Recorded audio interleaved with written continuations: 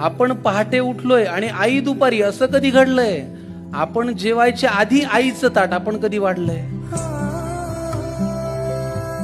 बरं, तुम्ही घरी येताना आईसाठी कधी काय आणता? आपण कधीच काय असं विनाकारण घेऊन जात नाही की तुम्ही घरी येताना आईसाठी कधी काय आणता. बरं, तुम्ही सांगा, तुमच्या स्वतःच्या आईचा फेवरेट कलर कोणता? तेव्हा आईला हवं ते मिळू दे अशी प्रार्थना कधी केलीये? पाहिलं का आई शेवटची कधी ऑनलाईन आलीये?